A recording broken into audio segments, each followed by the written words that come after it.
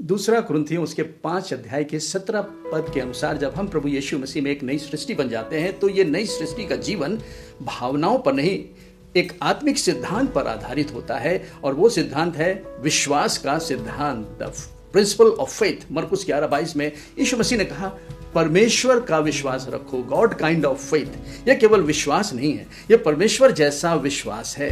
यह इस पृथ्वी से उत्पन्न नहीं होता, यह स्वर्ग से आता है, परमेश्वर के वचन के माध्यम से ही आता है। वचन केवल सूचना नहीं है, वचन स्वर्गीय शक्ति का एक वाहक है, कैरियर है। जब वचन सुनाया जाता है, ये आपके कानों में प्रवेश करता है, प्राण, मन, इच्छा और भावना उसे समझने का प्रयास करते हैं, लेकिन वास्तविकता में ये आपकी आत्मा में ग्रहण किया जाता है। यही विश्वास का जन्म हो जाता है।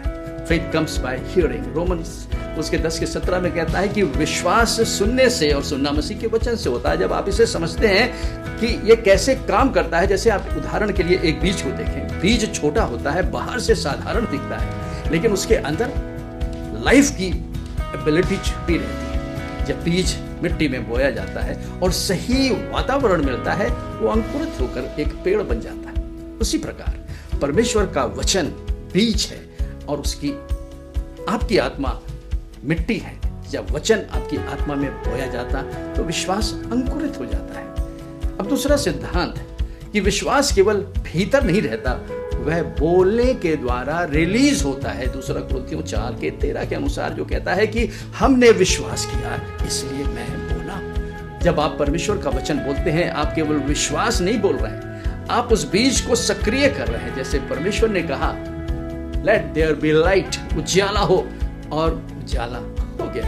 विश्वास आत्मा में जन्म तो लेता है और वचन से बाहर आता है आपके जबान के द्वारा। जब नई सृष्टि परिस्थितियों के सामने खड़ी होकर कहती है मेरे लिए यह संभव है, वो परिस्थिति से नहीं, परमेश्वर के वचन से सहमत होती है। विश्वास असंभव को संभव बनाता है क्योंकि उसका स्रोत परमेश्वर है। और यदि कोई अभी तक मसीह को स्वीकार नहीं किया तो यह विश्वास उसी के लिए है जो वचन को स्वीकार करता, बिलीव करता है, उसकी आत्मा में विश्वास जन्म होता है और नई सृष्टि वचन से विश्वास ग्रहण करती है और घोषणा से उसे सक्रिय करती है। आज अगर आप परमेश्वर के वचन को सुन रहे हैं तो प्रभु यीशु मसीह पर प्रतीति करें कि वो आपके लिए मारे गए, गाड़े गए मुर्दों में से जी उठे, और अपने मुंह से अंगीकार करें कि वो आपका मुक्तिदाता, उद्धार करता है। परमेश्वर की विश्वास की सामर्थ आपको एक नई सृष्टि में बदल देगी।